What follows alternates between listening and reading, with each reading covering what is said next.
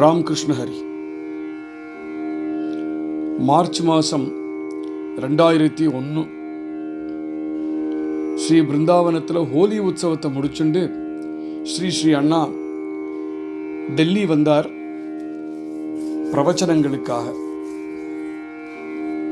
எல்லா வருஷமுமே தில்லி ஆர்கே புரத்தில் ஸ்ரீ விட்டல் மந்திர் சம்ஸ்தான் அப்படிங்கிற கோவிலுக்கு எப்பவும் வர வழக்கம்.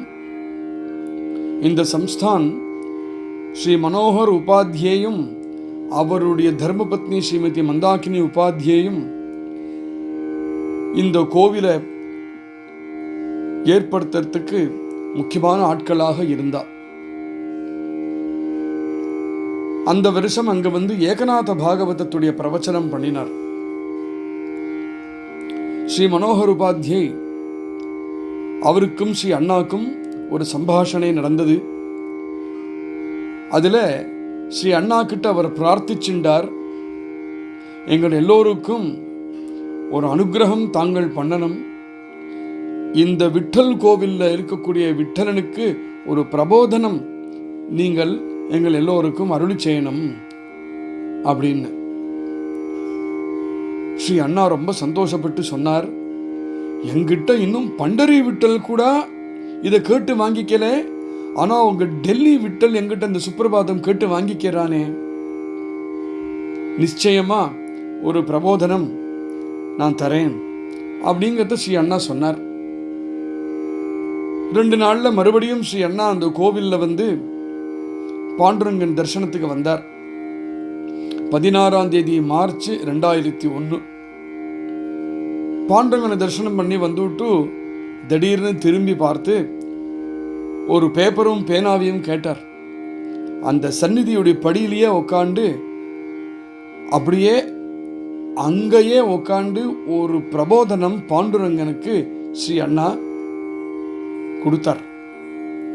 அந்த பிரபோதனத்தை எழுதி ஸ்ரீ உபாத்தியை கையில் கொடுத்து, இங்கே இருக்கக்கூடிய பக்தர்கள் எல்லோருக்குமே இந்த பிரபோதனத்தை நீ விளம்பரம் பண்ணலாம் அப்படிங்கிறத சொல்லி அருளி செய்தார் ஸ்ரீ அண்ணா. இன்னைக்கு குரு பௌர்ணிமா. இந்த குரு பௌர்ணிமா அன்னைக்கு ஸ்ரீ அண்ணா நாம் எல்லோருக்கும் அனுகிரகித்து கொடுத்த இந்த பாண்டுரங்க சுப்பிரபாதத்தை நாம் எல்லோரும் சிரவணம் பண்ணுவோம். அந்த பாண்டுரங்கன் சுப்பிரபாதத்தோடைய ஸ்ரீ குருநாதாருடைய ஸ்மரணமும் நம்ம ஹிருதயத்தில் அப்படியே தங்கி இருக்கும். ராமகிருஷ்ண ஹரி.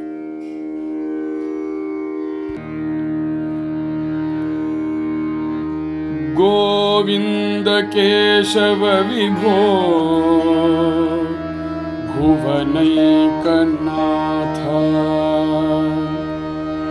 गोपाल माधव मुकुंद हरे मुरारे, गोपी जन प्रिय जनार्दन राम कृष्ण, श्री पांडुरंग भगवन तव सुप्रभातम, श्री पांडुरंग भगवन तव सुप्रभातम.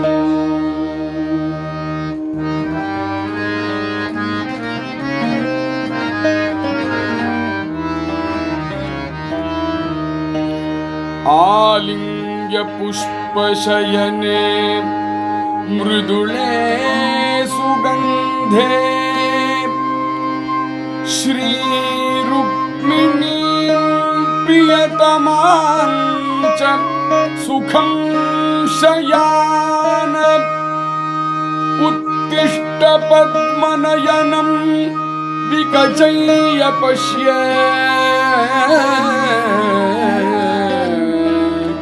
श्री पांडुरंग भगवन तव सुप्रभातम, श्री पांडुरंग भगवन तव सुप्रभातम्.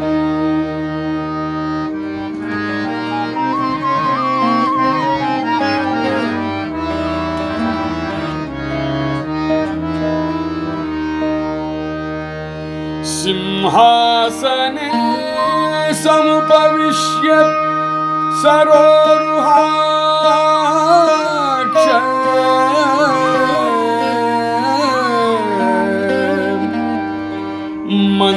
मन्दस्मितेन मधुरम् कुशलं च पृष्ट्वा आनन्दय प्रियजनानिगं सुप्रसन्नः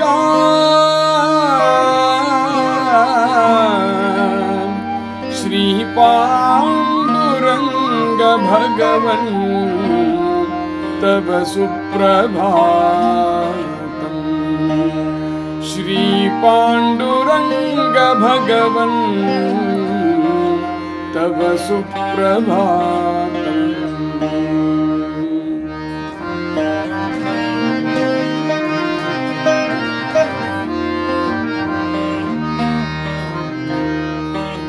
सर्वे सुराश्च मुनयस्तव दर्शनार्थम् तिष्ठन्ति मूर्ध्नि विहिताञ्जलयोऽन्तरिक्षे शुक्रोदयः समभवत् पुरतो मुकुन्द श्रीपाण्डुरङ्ग भगवन् तव सुप्रभातम् श्रीपाण्डुरङ्ग भगवन् तव सुप्रभातम्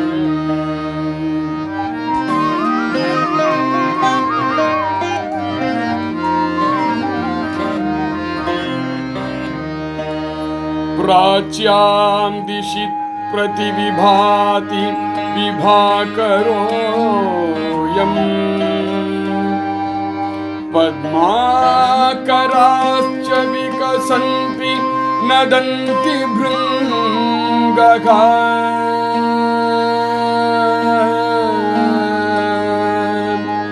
कूजन्ति कुक्कुटशुकप्रमुखाः शकुन्ताः श्रीपाण्डुरङ्ग भगवन् तव सुप्रभातम् श्रीपाण्डुरङ्ग भगवन् तव सुप्रभातम्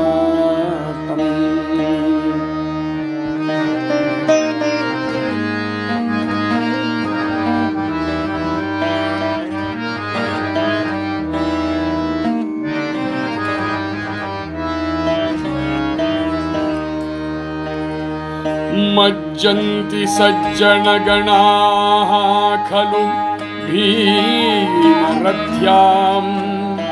सन्ध्यामुपास्य तव नाम जपन्ति भक्त्या तं पुण्डरीकमपि दत्तगुरुं नमन्ति श्रीपाण्डुरङ्ग भगवन् तव सुप्रभातम्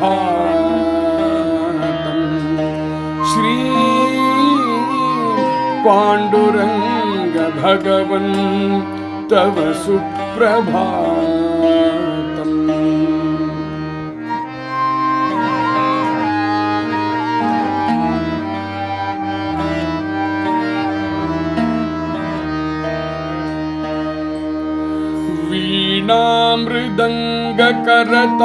वीणामृदङ्गकरतालयुताश्च भक्ताः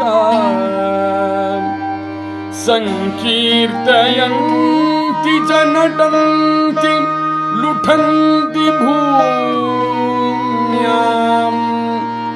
क्षेत्रप्रदक्षिणमपि भक्तियुताश्चरन्ति श्रीपाण्डुरङ्ग भगवन् तव सुप्रभातम् श्रीपाण्डुरङ्ग भगवन् तव सुप्रभातम्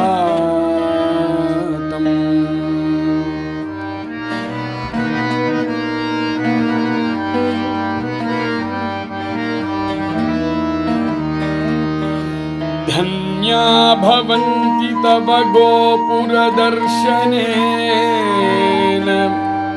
द्वारेण मन्ति सरसं भुवि नामदेवम् अन्तः प्रविश्य गरुडध्वजम् आदरेण श्रीपाण्डुरङ्ग भगवन् तव सुप्रभातम्।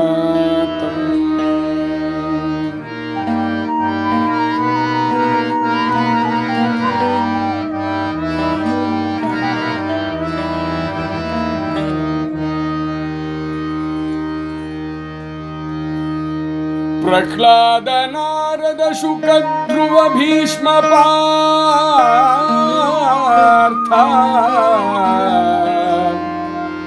वाल्मीकि मारुति विभीषण गान्धिनेय तिष्ठन्ति वैष्णव वरागा तव दर्शनार्थम् श्रीपाण्डुरङ्ग भगवन् तव सुप्रभातम्।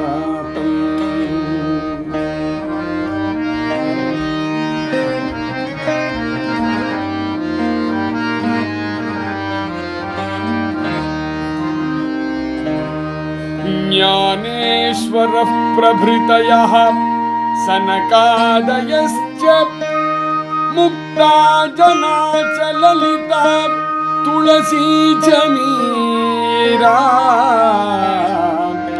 श्रीनामदेव तुकाराम मुखाश्च भक्ताः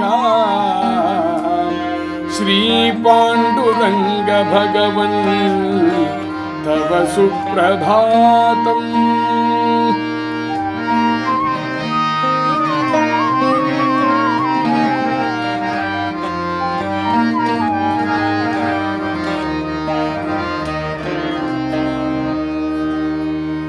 त्वत्प्रेमिकेन रचितं तव सुप्रभातम् स्तोत्रं पठन्ति सुजनास्तव सन्निधाने तेभ्यः प्रसीद भगवन् करुणैकसिन्धो श्रीपाण्डुरङ्ग भगवन् तव सुप्रभातम्। श्रीपाण्डुरङ्ग भगवन् तव सुप्रभातम्। श्रीपाण्डुरङ्ग भगवन् तव सुप्रभातम्।